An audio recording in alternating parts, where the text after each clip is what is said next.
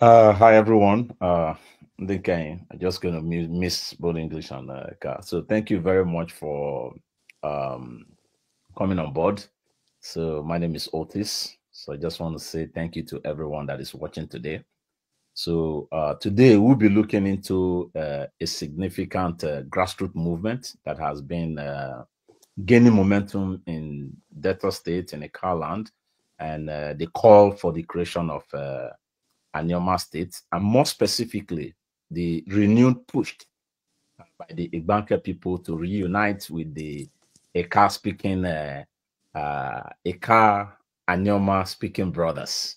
So for decades, the Igbanke community, historically and culturally connected to the Anioma people, which has faced political and economic marginalization, leading many to feel disconnected from the development and decision making processes in the current or in their current administrative alignment. So the call for unity is not just about identity, it's about justice, equity, and prosperity. While I emphasize on it because I've seen in the past that people are trying to hijack and begin to build a different narrative. So that's why I'm just making this assertion. So joining us today is Mr. Igbonimale uh, Ohimi Ndoka Ebite, a respected community advocate and a passionate voice in Ekaland and in Delta State, and also his love for the Anioma State Creation Project. He has been at the forefront. We've had a conversation about even in the Igbanke reintegration campaign, and also having deep insight on social, political, and economic implication of this proposed realignment. So he's a master strategist. So Mr. Nduka Egbonomale Bite. So I just want to give you 30 seconds to actually tell my audience who you are. Then we go into the section. Okay. Um, Good afternoon, good evening, good everything where you are. Woman or Aloan Aloani. Thank you. Like I always introduce myself if you watch my live streams, I'll say I'm a community values advocate and I happen to go in between my indigenous language and English language.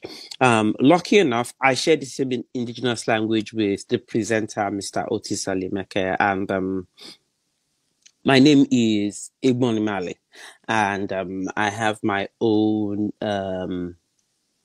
regular titular name. I will now break into our indigenous language. Ordinarily, ihibe yeri fan, Oh, iri fan yeri huigi kim obi yeri huigi zamo. yeah. Right, it's all part of that wholeness. So that's where the Ohimi comes from. You know, Ohimi, just in loose word, is a river, a water body bigger than a river, more like a sea or an ocean. Yeah, I happen to have access to Western education. I've had the privilege of having Western education, and I've had the privilege of being socialized by my great grandparents. I was born and I lived up to eight, going to nine with my great grandparents in the countryside of Imobi in Agbo. And I went through schools. I was privileged to go through at some point. If you remember this community school called Daycare Center behind what's now Unity Bank. And then I went through Ihioma Primary School at some point. I went through Ika Grammar School at some point. I had my higher education at a university and a college of nursing as well. And for the last decade, I've been living in a different society. And this whole complexities, exposures, and education has made me a better equipped advocate and someone who is very passionate about where I come from. Um, I usually use the word community values advocate for one singular thing.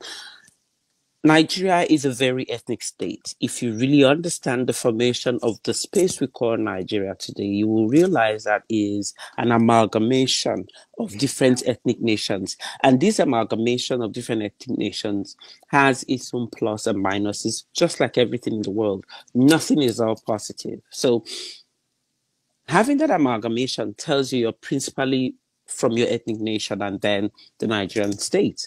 So being a community values advocate means that as much as everything plays out in the entirety of the nation of over 300 million people, it bothers me more how my people or my ethnic nation advances.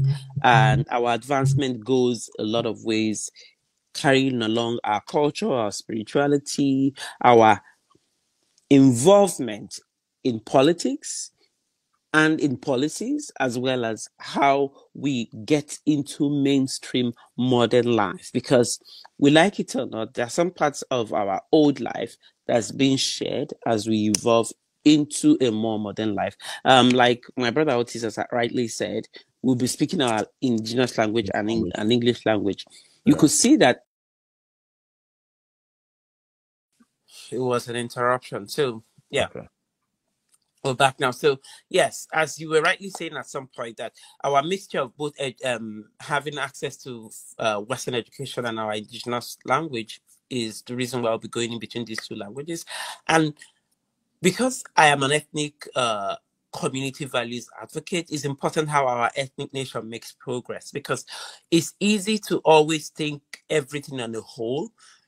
You don't make progress on a whole. You start in little pieces, in small pieces. So if each one of us, as people who make up what is today Nigeria, is concerned about how we make progress as a people, before you know it, every region of Nigeria will make progress. So as much as I'm a community values advocate, it's important that we remember that the growth and the prosperity of my ethnic nation and my people will reflect on the bigger Nigeria. So that in a nutshell is who I am. And yes. That's very interesting. Thank you. Thank you for that.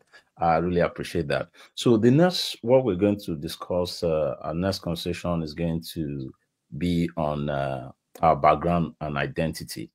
So Okay. can you briefly walk us through the historical and cultural roots of Igbanke and its connection of the Car-speaking Anioma people? I know it's a little bit tricky because I said the root of Igbanke, not sure that you're from Igbanke, but we all we're all brothers in that point there. So just want to get your perspective on that. Good. Thank you for using the word root, right? Yes. I would say that was a very apt word, and there is no tree, no matter how big it is, that doesn't have a root. Yeah. And as much as one, Elemoyake, right? Yeah. As much as I'm not from Igbanke, when you live close to your neighbor, there are many things about your neighbor that you know.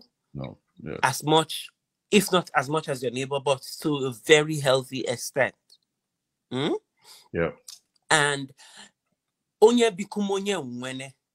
Yes. The proximity of where I come from and where Igbanke is so close that one, there are stories, and for community and personality, we come from families, and I come from a family that's quite extended, and I share genealogy with the Arboreal house, and so there are many stories as well as understanding of the roots of Igbanke that I know. As much as that is very credible, I am not an Igbanke person still. One, the people of Ota Olije Igbanke Water are people who, in the expansion of what is today referred to as Agbo, before then I'll take everyone back. So bear with me while I tell this story. What is today called Agbo is not a location. What is today called Agbo is not a location. Etymologically, Agbo in our language means our genealogy, our bloodline, our genetics. Agbo Wagbein. Ndị Agbo Nnokwueme, meaning people from this family or this lineage have a way or a kind of behavior that's unique or peculiar to them. Yeah. So as we congregated, it goes back to our cosmo mythology as well, that some were said to descend from the skies. And if you read some of these historical or scriptural or spiritual texts, I'll tell you they were Nephilims. And flip side, if you read the Christian book of the Bible, they tell you some angels came down from heaven and made love with daughters of men.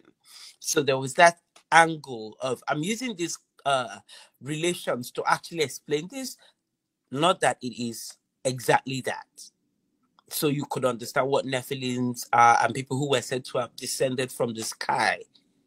And so, which translates to telling you that we are aboriginals of where we currently occupy. We are aboriginals of where we currently occupy. And this so-said family line called Agbo had a lot of spiritual and cosmic access and spiritual powers that they exhibited. And that's why, besides being farmers, we are so much into herbalism, mysticism, spiritualism, and a whole lot of syncretic and esoteric accesses or behaviors. And so because of all these expansionist behaviors, we had to have friends and families that we were like, oh, you stay this other side to hedge this and hedge that. And look at it geographically, because this whole story we're going to tell, we're going to do a very good effort of relating to our geographical, yeah, as well as our use of Western knowledge, because sometimes the stories people tell you are stories that seem mythological rather than practical. Myths are not practical. Not every myth is practical. Practical, yeah, you're right. Very correct. So as this Agbo family line, genetic, kept on expanding, they needed more lands and location. And so people who had these spiritual powers and ability to fight were sent to the north, the south, and the west to at least hold positions against invaders. And that's why you find out that the extreme flanks of this whole society, now referred to as Agbo, is on that end is the Ota Olije Onweye. And look at it, the people who make up these locations, like I refer to Ota Olije Onweye Igbanke axis. Then remember that same axis of Ekukwagbo or Agbeko, that extreme. So you see that practically this is a family lineage that's actually trying to preserve or actually trying to secure their security positions. You get it? Yes. And because they want this land and they want to secure themselves, they had to bring in their mysticism, their heroes, and their fighters living in these positions. And because we're living in these positions, our fighters and heroes are living in these positions, it tells you one thing. These are people themselves who were warriors and can stand their own. The people from Ota Olije Igbanke, most of them are people who left from Ogbomden, the current Imobi area, and then the current Mbiri area. We all belong to the same family. That's why I take you back a little. That's why there is no particular place called Agbo. There is no particular place called Agbo. And then, because there's no particular place Agbo, it posed a risk when invaders came in. These invaders are the colonizers, the British invaders themselves.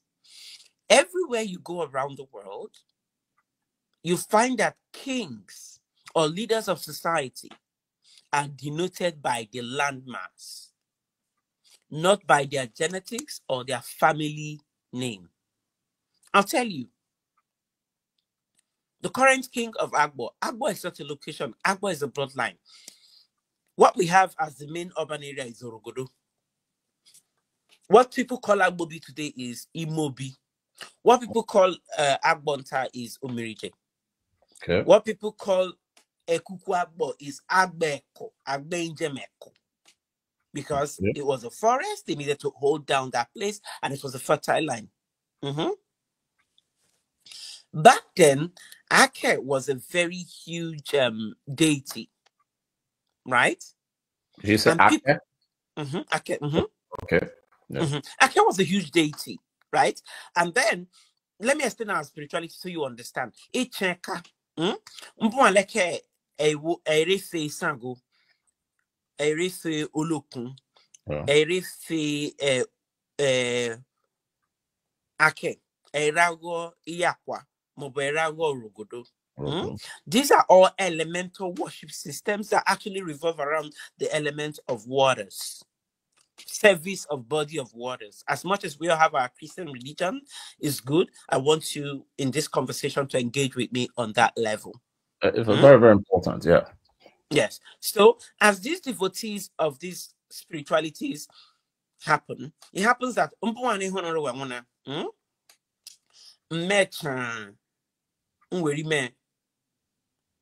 uje achamujeka.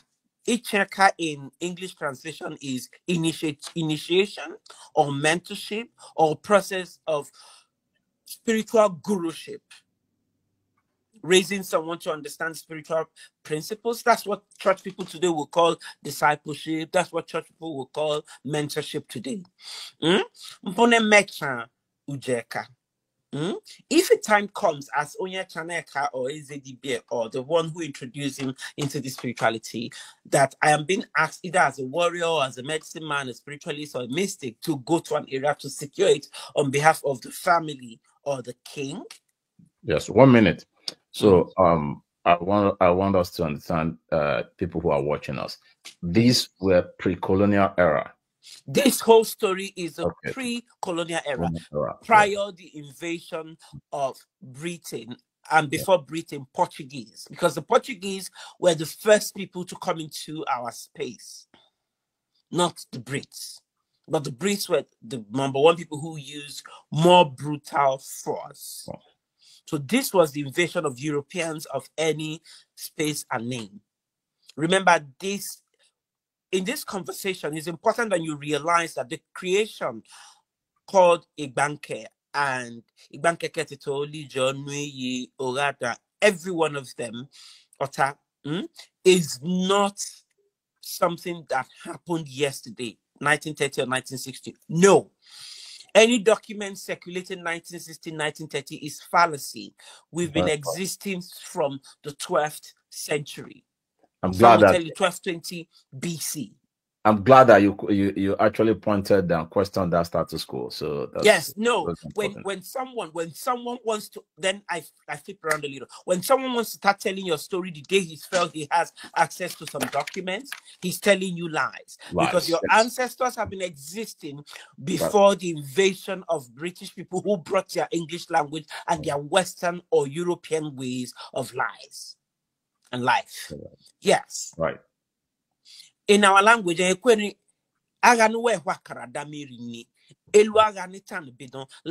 has been since time immemorial. And as aborigines of that space, we've been there before any invaders came in. And like I told you, these people were sent off east, west, south to secure these positions for the family. Yes. Which is Agbo, our bloodline, our family. They were sent to secure this. And some of these selections come in with Ndecheka, people who have spiritual powers and people who could fight. Yeah. That's what you find, that the people from this Igbanke area or Igbanke axis are people who are very opinionated. They are very powerful. They have very strong spiritual assets because Ndecheka. So, for example, Mecha Ojeka, where's the measure if I'm told to go live somewhere? It's rational that my disciples or people who run things with me. You remember after Nkwo Eken Ori. What do we do on Eken Day? We sit to worship and venerate our spirituality. That's why we don't go to farm or we don't do anything. And so, if Mecha Ojeka Ujacha Mboyejubeka Mboyejubachan Oriacha Kasiareka.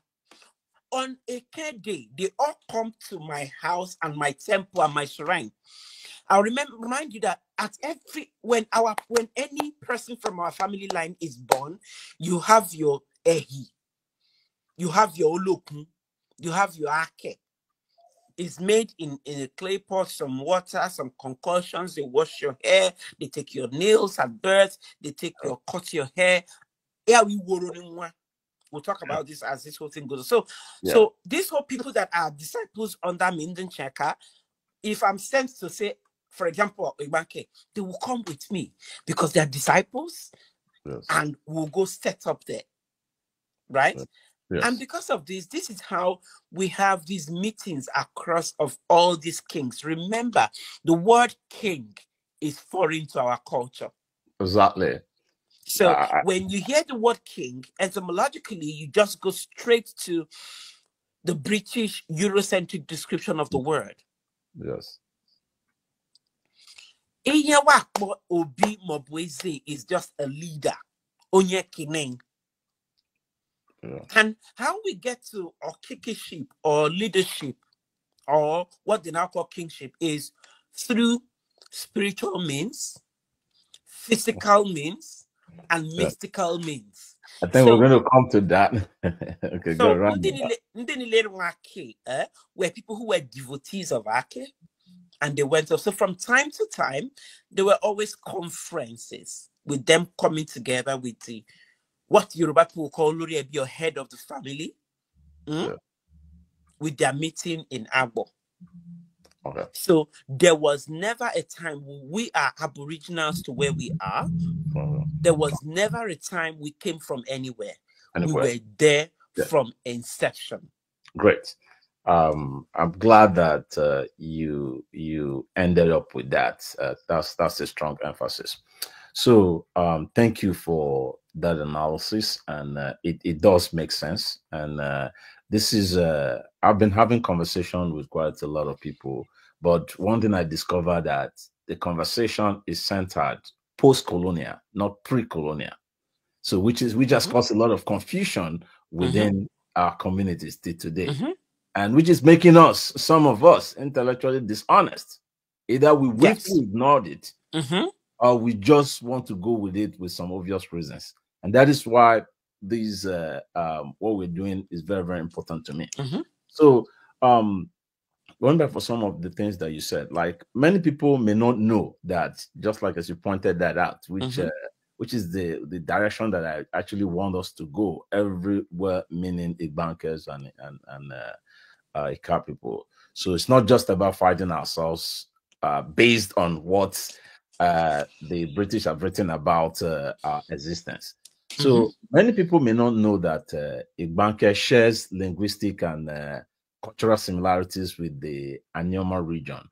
So my question here now, why do you think this connection has been overlooked for so long? Because, yeah, go ahead. Okay, thank you for this question. First of all, let's remember one thing. The entirety of this conversation is going to be centered on pre-colonial invasion of our space. Yes. So when people have conversations and they want to engage in conversations, our life did not start today. We're having a life and living our lives and doing our thing before the white men from Portugal or Britain came into our space. That said, we as a family have been living together peacefully, coexisting, doing trade, farming, and intermarrying together. Because one thing, I take you back, why I hear you say we share cultural and linguistic affinity with the Anioma people, I want to remind you very, very clearly that we share genetic ties, family ties with each other. Because in our indigenous culture, there's what they call okikenwa, meaning splitting or sharing of children amongst couples, man and woman. They are integral. This concept of okikenwa is integral to our culture, is integral to our existence. Because one thing, when you are aboriginal to a space, is upon you to expand, is upon you to have children. That is one of the principal reasons why our space was principally a polygamous space. Because the man who gives you his daughter to marry, because of that factor of okikenwa, doesn't sell his daughter. because the daughter will have male and female children. The first son belongs to the man. The second son belongs to the woman. And so at some point, if, for example, I am from Onuyi and I gave my daughter to an Otaman to marry, and they have their first son, Ehori, their second son, Ngboejubo. Ngboejubo comes back to me in Onuyi. That is our culture. It's non-negotiable. It's not talked about. But with the invasion of colonialism, they started this whole thing that has messed us up in ways more than one. That's why, as much as we share similarity with each other, we share genetic ties with each other. Back to the Anioma thing. The creation of Anioma, agitation of Anioma state has been happening for years. For years. It started happening in the early 60s, and then it picked up somewhere when the Midwestern agitation started, and then is now rising up again since the Honorable Senator Ned Nwoko came in, right? Yes. And they will tell you is Eka, Anyocha, Ndokwa people, right? But the line between us that we share publicly, that people that will be obvious to non-people from this area, is the linguistic, the cultural, the traditional, and as well the nutritional ties. We eat almost alike, we talk almost alike, we can hear one another, and so it's understandable. The benefit of Anioma as a state is far-reaching, because give it to us in that particular space. We are one of the foremost educated people way, way, way back, because we were travelers, we had spiritual access, we were people who wanted to prove our mettle. Remember one thing, when there's this thing I call small town syndrome. When the people are not large in number, there is that propensity for them to always want to prove their worth. And because of that, we have always been people who are very striving. And because we've been sandwiched in a place where on the west of our bank are a larger majority of a huge ethnic nation in Nigeria. Then at the back is, and the eastern side is a huge ethnic majority as well. And so, because we are found in between, there is that propensity for us to want to prove ourselves, that we may not be as large as the people on the east, or as large as the people on the north, or as large as the people on the west, but we are strong enough. So we've been very well educated. In fact, we've had several number of inquiries into early education. So yeah, we have the right education, and we have the right thing to be able. Okay, great. We have the right propensity to engage in the new state for us. Yes, as much as it's hard, and hard for some people to believe, our people have come of age, because if you remember, from the regions of Nigeria, from the regional governments they broke off into state creation. We have been one of the people, despite our affinity, that we didn't have our state. And so agitation for our state is very correct. And opening up the state will help us do what we need to do as a people, making progress, prosperity, and bringing development, because the central government is always very far off.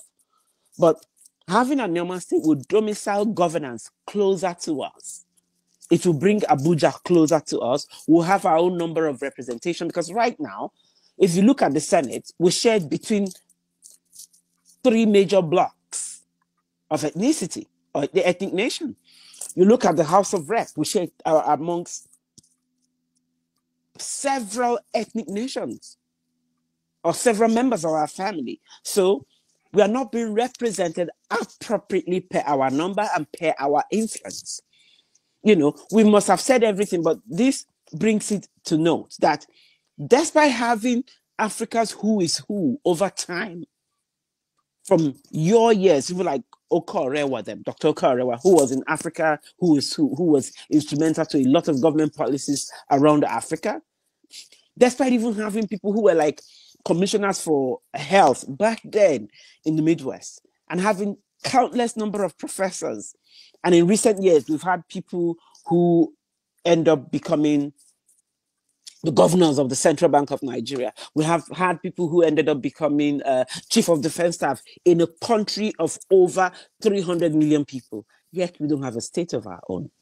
Yeah. That tells you that we are underrepresented. And so the push for Anioma State is very, very important. It's something that I find heartwarming, and I'll encourage Bola Ahmed Tinubu to see that is done. And for any senator that may be listening to us, it's something I would want you all to support Ned Nwoko to achieve.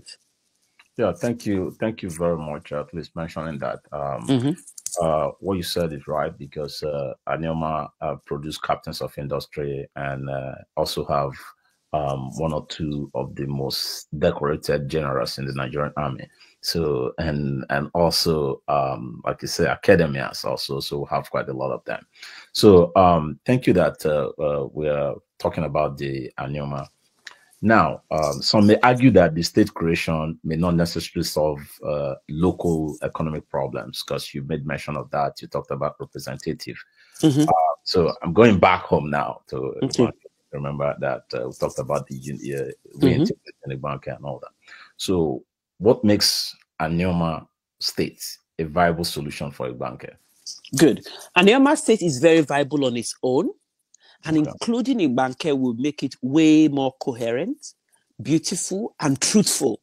I said coherent, beautiful, and truthful. CBT, coherent, beautiful, and truthful. That said, a large reserve of gas, as much as everyone wants to talk about petroleum, a large reserve of gas is in Anioma State. That's aside the human resources in in Anioma State. A large reserve of gas in the current Delta State is in the capturing of this Anioma State. The place being designated for Anioma State has a huge reserve of gas. Let's talk about that natural resource. And then you take away that our lands, 100% of our lands are arable lands. They can produce food. So we're talking of two things: mineral resources that can sustain us, and then land that can sustain us. That is not underwriting or underestimating the human capital in what is today Anioma. Yes, we have captains of industry. We have name it, we have it. From Silicon Valley to Broadway in Lagos, from Wall Street to anywhere in Harare, we have it. We have captains of industry. Who are you going to talk about? Men and women of no mean standing. Yeah. And so we deserve it. Incorporating Igbanke into it is very, very natural. One, with their brothers and their bloodline people within this cathedral constituency today, that is Agbowe, it makes no practical, human, and economical as well as natural sense that Igbanke is left out of Anioma State, because they are brothers in what is today called the Cathedral constituency are so linked to them. In fact, the distance between what is called Agbo today and Igbanke is less than a kilometer. Yeah. Is less than a kilometer. And come to think of, remember what I started telling you about the pre-colonial history of our people. Okikemwa, there are many people who are of Delta and their family is from Ota, Igbanke, Ulijonwi, Yorada, the Igbanke area. Yeah. Look at our names. Our names are very similar. In fact, if someone comes to my mind very quickly, someone who happens to do a whole lot of work on the social media space, and our people will know her. She does a lot of talk about healthy living, coaching, and nutrition. Liliane Emefiele. Liliane Emefiele, look at the Emefiele name. Does it bother you that someone who was CBN governor a few years ago, who is Godwin Emefiele, comes from another side of this Agbo, Aliokbo, and Lilian Emefiele comes from this other Igbanke side of this whole story? That's to tell you how intertwined. In fact, if you see anybody from our area, we say Agbelebu, you say Igbanke, Ota, Owoibu, Koefa, Imobi. You get it? So this proximity, despite the physical proximity, our genetic proximity is enough reason why Igbanke should be a part of the Anioma creation. Okay, that sounds great. So let me make one point again. So Igbanke, we have 6 clans, starting from Ota, Olije, Idumodi, Onui, Wake, and all that. Yeah. So I just want to make sure that yes, everyone is covered. They don't need Igbanke Ketito, Omolwa, Odumodi, Ota, Olije, Ehiailero. They don't need. We are not leaving anybody behind at all. If I want no kuza kereke here, finally no we here, Rena. So this whole confluencing, and not to talk of the rivers that we have. We have enough water to sustain us. Yes. The river Iakwa is enough to sustain us. And not to talk of the fountains. Okay. There are fountains there, natural springs. You can imagine when we want to bottle spring water, we can sell that to make millions of dollars. So we have the natural resources from the Igbanke axis, and even if you scratch the soil upon which the roads are tarred in Igbanke, Dumodi, Ota, Olije, Omolwa, even if you scratch the quota and plant, it will produce well. All areas of Igbanke, Ota, Dumodi, axis, all those areas, they are very arable. Not to talk of the game reserve that we could open up there. So it's economically viable, biologically viable, genetically viable, and culturally appropriate. Because leaving people out of where they are supposed to be is something that is ethically wrong, morally wrong. Because if you look at it, linguistically, we can hear ourselves because we are from the same family. We listen to ourselves, we talk to ourselves. So leaving people off to a space where they have a very huge linguistic barrier is inhuman. Is inhuman, because what you don't understand, you can know, you can grow with. So rather than, disenfranchise Igbanke people, when I mean Igbanke, I mean every other person there, Otaoli, John, Yodumodi, Haile, leaving them off the Anioma table is practically disenfranchising them, is practically leaving them high and dry, is practically not sustainable, and is inhuman.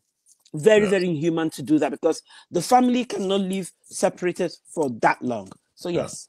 Thank you so much. And what interests me most in this story, what you said so far, your emphasis on the pre-colonial era. The reason why I'm saying that, if you go on social media now, I don't know if we have been weakly indoctrinated into these post-cultural story about where we came from. Okay, so having said that, when we are going to look into the unity and the collaboration now based on this project that we are talking on, so what are the current efforts being made to unite the Aniomas within the Anioma speaking brothers? Are there any coalition dialogues happening at the grassroots or political level? Why I'm saying this, because so that it shouldn't be like, okay, this is just only Ned Nwoko's project, because that's going to be overwhelming. And so is there any coalition or dialogue happening right now? Yes, thank you for that question. First of all, the movement for the creation of Anioma State has been very, very old and long. There has always been a grassroots movement right from 60s, 70s, more so 70s, 80s. There's someone I'm going to mention here. She's a chief, Chief Hereta Adrebon Egbari, Big H, the popular, good-looking Agbo woman called Big H. They were very, very instrumental with the Anioma movement way back then. It involved even Orewa, a whole lot of our people. If I don't mention your name, I'm sorry. These are people who are the original people who started the Anioma movement are all in their 80s now. And so it's a grassroots movement. The impasse that happened between then and now is a void that has been filled. Nedwoko engineered a grassroots movement, and there have been meetings from time to time. There's been a whole lot of I wouldn't want to use the word agitation, but there's been a whole lot of people advocating, pushing, and making their voice heard about this. There's a movement for the creation of an Anioma state, and I know many young men and women who are involved in that movement. That said, at some point, Ned Nwoko himself called like a confab of several traditional rulers, and they had a meeting and they talked about it, and there've been emissaries sent to them. But as much as that is important, as this thing I tell people, when you want ichoni tofiroro, ihe boy kime, ichoni riroro, ichoni riofiroro, ihe boro, ikari mboni ye gia kai tofirora, huh? Mobiyade ngonani ndi etene. Kani mani no mwihe aso, no mwihe mani ichole nori mofiroro, yu ike gia kaite. Yes. Makani mboni ye gine kaite, yasa kagwa hiya itofe, iyo ike buchime. That said, I broke out in my indigenous language just to help my people understand clearly what I'm about to say next. Meaning that you are the one to do what you need to do to your own benefit. There's this thing Buju Banton said, I want to rule my destiny. Proverbs said it so clearly, the rich man's wealth is his strong city. The destruction of the poor is his poverty. Then Buju Banton said, I want to rule my destiny. Poverty is not necessarily absence of money, it's absence of ideas. So how do we as a people on our own level start making sure that we join the fire and the force that has now rekindled fervently about the Anioma movement? One, you can write senator. You can write Senator Ned Nwoko and any and every senator in Nigeria. The current president of the Nigerian Senate is Godswill Akpabio, an Akwa Ibom man, and he understands what ethnic coherence means. He knows that very clearly. So nothing is stopping every young person or every old person or every association listening to write Godswill Akpabio in your numbers. At some point, we're going to be putting up a template of what can be written and should be written. Right? Yeah. Each one of us, as well as these whole associations that are going on, there are movements already going on. But one, life and growth starts from the individual level. Meeting meeting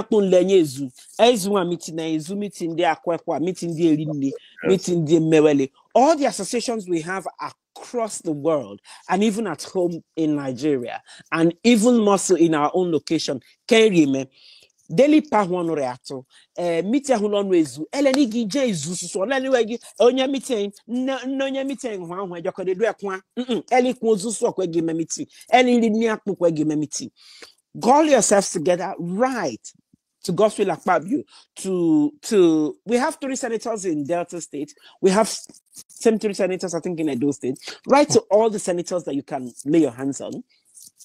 You know, people like Koefa Omagige was the deputy president of the Nigerian Senate, even if he's not there. Yeah, I sorry to come in here. You made a very, very vital point. Not many of us are politically aware about our representative, and there's this perception which I believed.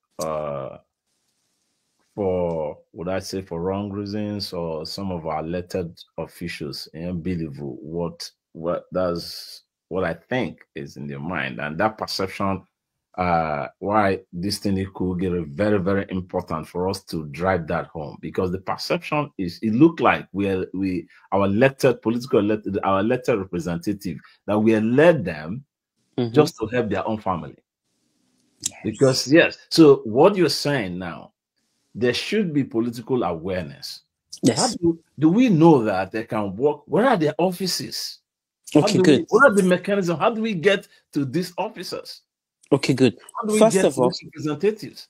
okay, good. You make it. In this particular case, we are members of a Ika federal constituency. And when I mean members of a Ika federal constituency, I don't limit it to the Ika federal constituency in Delta, because a few steps away from Agbo is Igbanke, Idmodin, Ota, Olije, Onui, Orada. And we speak same language, we're family members, and we are so intertwined genetically, culturally, linguistically, and economically. That's something I haven't said, but let me go into it. Yanyahane, waga ekran ebuhe kigari kiroma kewela le agbodere. Yanyaha? Yes. If you remember, economically, we're viable people. One of the first markets around us, Ogbumode, give it to Ogbumode, is one of the first trading points that we have to trade our produce. And we all gather together to trade produce. Where Afiotaria or Fioligeria, Afia Bakira, Fed Modina, that is economics. That is the basis of economics. As basic as those economics, that's how political representation is. If you have access to your birth certificate, they call it Form A, Form B, Form C.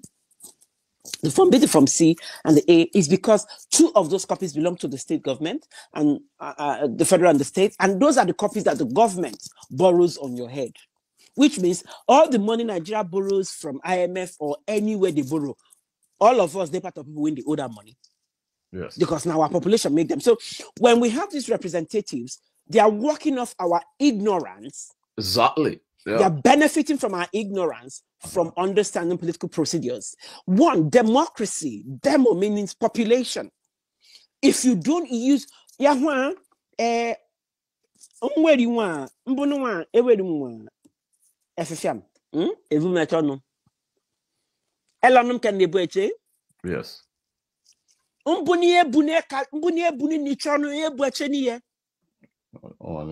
Political participation is as rudimentary, vital, essential as eating food. You know why? Yes.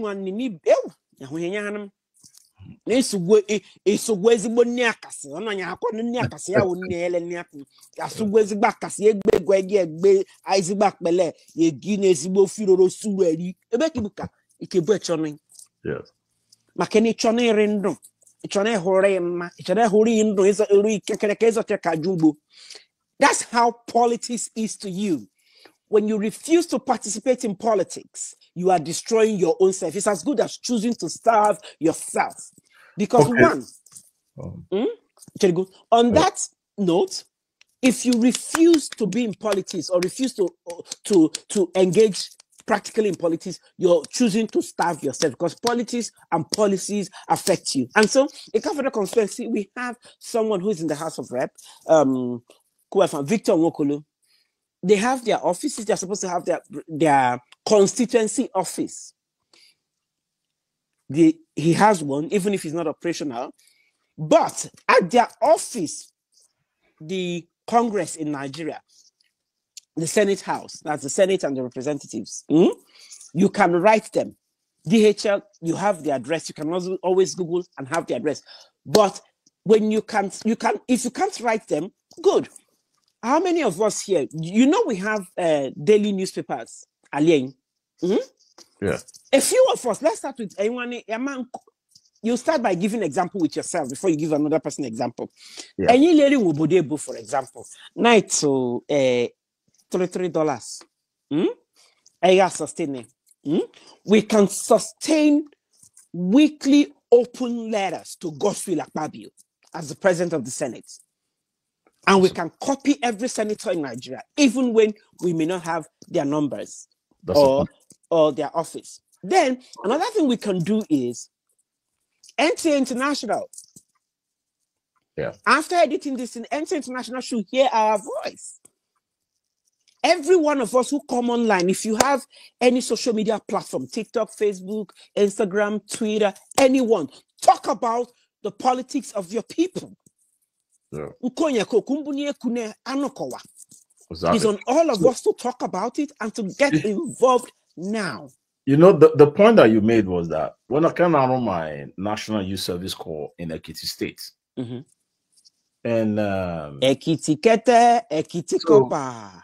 there was the representative, which is even at the state level, the only representing the constituency. I was in a project.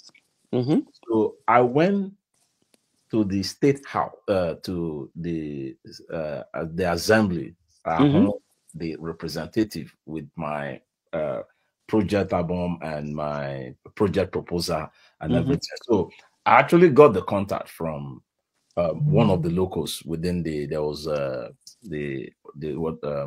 Babalola, one of them already that place. So he now told me that, okay, no, this is a valuable project. We have somebody who at the state house of only representing our community. So I went there and I got to the gate of that state house of assembly.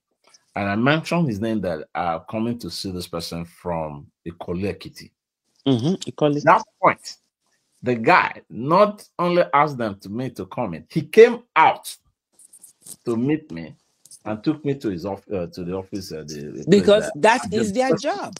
So he started asking me the question on the project. I showed him what I've been doing within the community, and he now gave me the direct number to the representative at the federal level. The senator. It was just free and free access like that. There was no stories about telling you to come back and every other thing there. Because what I'm saying that is in there, the political awareness is high in that point, at that point there. Like in our place, because these things you have mentioned and what we're talking is very, very important. So that we'll be able to distinguish between when our political office holders are telling us that they are helping us rather than doing their job. There's a disconnect currently. The disconnect. They go to party and spray money, or when something happened, they give peanut and every other thing there and say that we are helping you. And they take this constituency allowance. So what you're saying is very, very important, because we really have to create that awareness and sustain it so that they will be able to call them to order. That's a very, very vital point that you made. I think we'll come back to talk more on that in a subsequent presentation. So, okay, so then now, how would you respond to those who may fear that we're talking about this realignment, that this realignment could stir tension or division within the larger Delta states? I mean, carving out, how does it play out? Like, okay, carving out a state takes into recognitions cultural, historical, genetic, as well as economic value, right? And from this brief thing we've had here, it's very obvious that the Anioma axis have enough, if not more than enough, to make a state, right? The south and central of Delta have always felt that we shouldn't be joined with them. Okay. They have always felt that way. And just like we've been saying, there's this propensity of people to start dealing with Nigerians from the colonial point of view. No, we're existing then.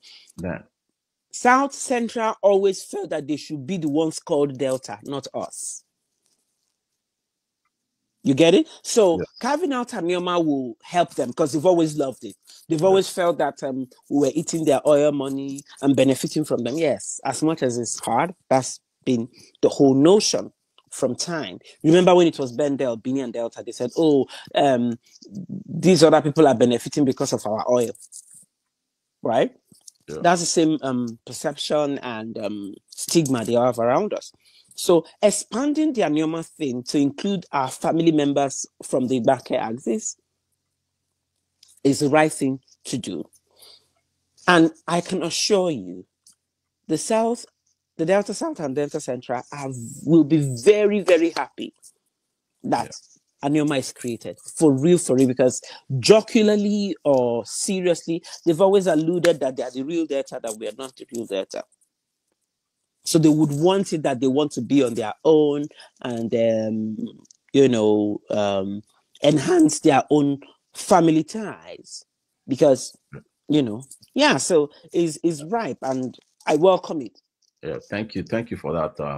We are almost running out of time, so I'm just going to narrow down maybe one or two questions. We'll be rounding off. I really appreciate the time. So now, all this that you've mentioned, so which is going to boil down about the political awareness that people are not politically aware of how to make this representative feels that you're there to represent us. So what role do you see for youth, women, and traditional leaders in this advocacy movement? Good. Thank you for that question. Quickly, first of all,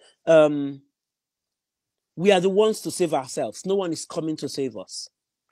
And so, boys, girls, women, men, traditional rulers. Traditional rulers, remember one thing. There are no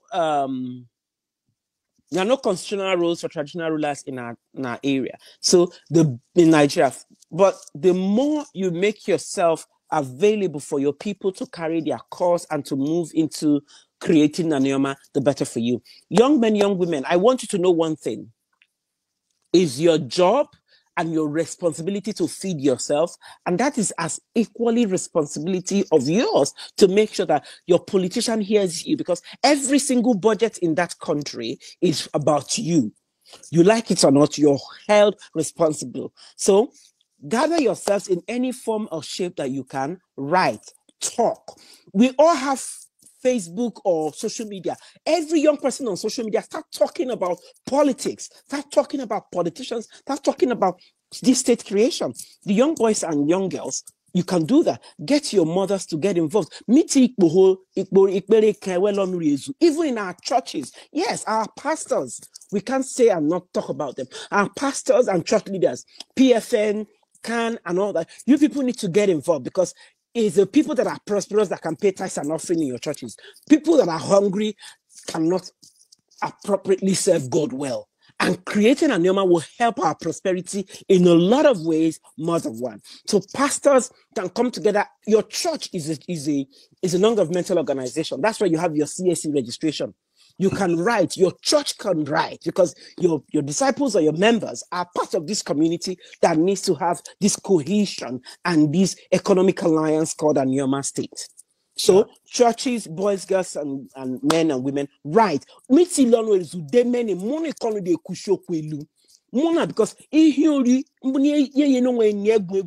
if you don't participate in politics, you're busy destroying yourself. Simple. So everyone use your social media handle, write letters, speak. Chairman, your chairman can take your complaints. In fact, let me go back. There is this Public Complaints Commission. Do you know that? Public Complaints Commission have office in every local government. Your ward councillor. Your ward councillor is a legislator, so you can write to your ward councillor. If you're here, you can't say you don't know your ward councillor. Look for your councillor, write to him. Tell him this is what we want to do. Tell him this is what we want. And remember Mitidumu, Landlord Association, invite councillors. Write to councillors. On this day on our Mitidumu, we want you to come and tell us what the chairman is doing. We want you to come and tell us what the House of Representatives is doing. And for people in House of Assembly, House of Representatives, and Senate, they have what they call legislative assistants.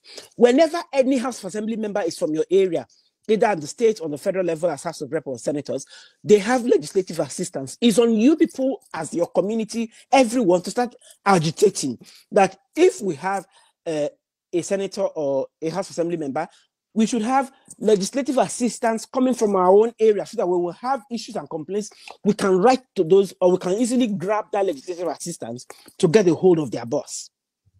So sleeping on politics is destroying yourself.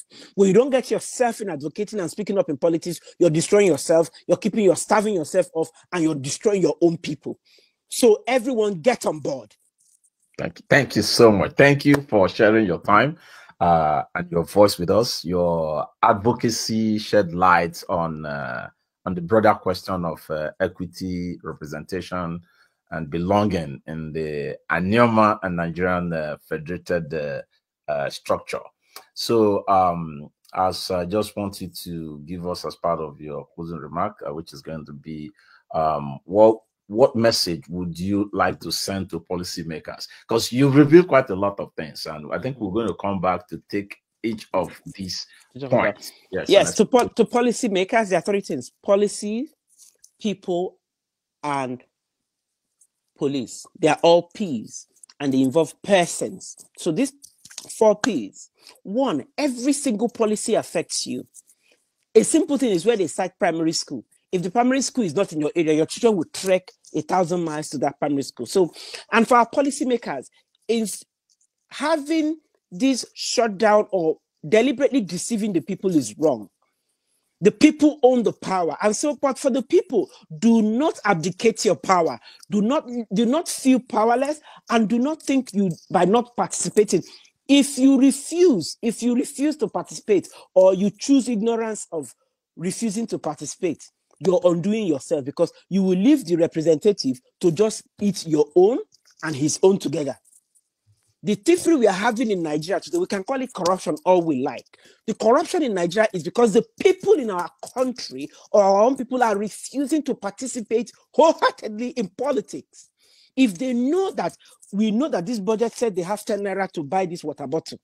All of us that want to drink from this water bottle will make sure that you buy it.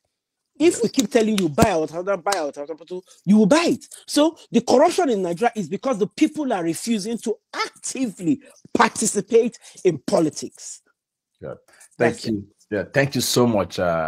Thank you. That's a lot of word that we've had from you. I really appreciate you coming today, and I feel honored.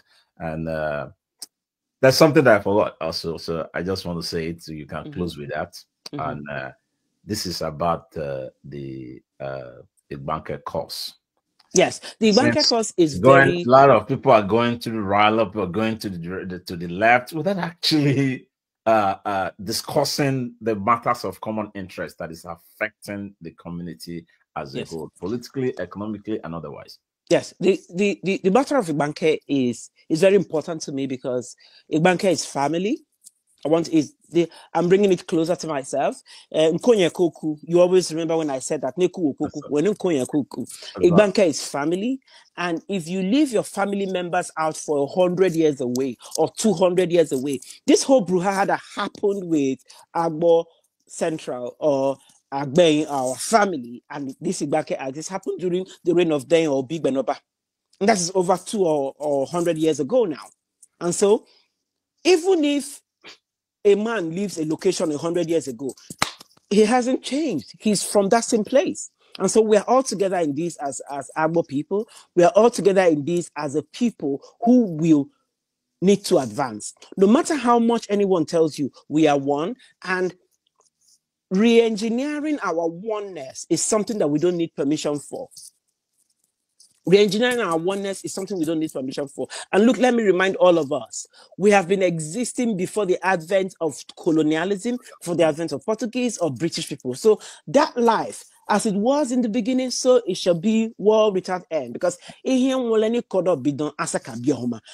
to return to our originality, and our originality is togetherness of our people, of our families, of our Agbe. So coming together of us as a family is what we need now as a people, because the world is advancing. The world is going into from the we thought social media was it, we thought the internet was this, now it's going AI. And so if we lack our foundational unity of coming together, we are undoing ourselves. So it's important for all our traditional rulers and leaders in various fairs of Igbanke, Idmodi, or Taoli, Igbanke, Onweyi, everyone, Omolwa, let's come together and unite with our family of the Cathedral Conference. It's important, because unity is force. There is strength in numbers.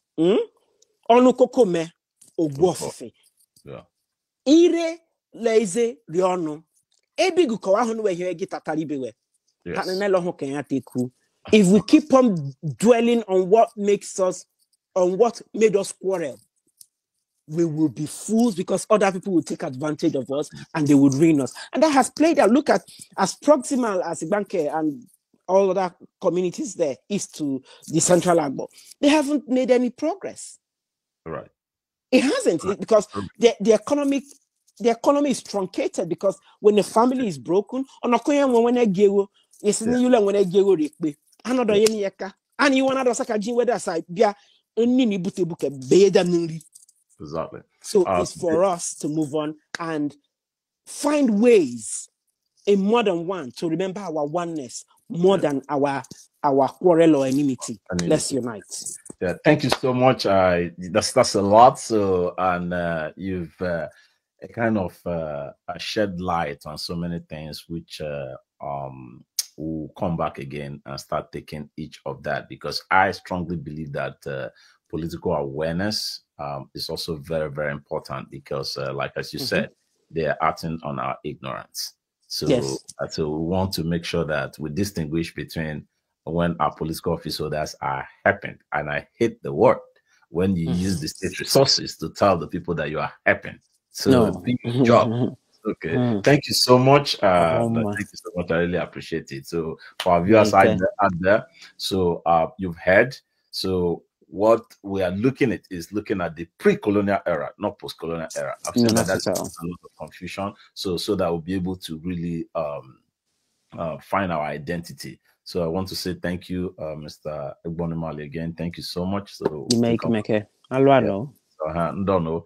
So I have learned to know I know here Bahon. I suggest on the comment section. So we have somebody who is knowledgeable enough, and Amamne, he responds to everything, that especially when it is the progress of our people.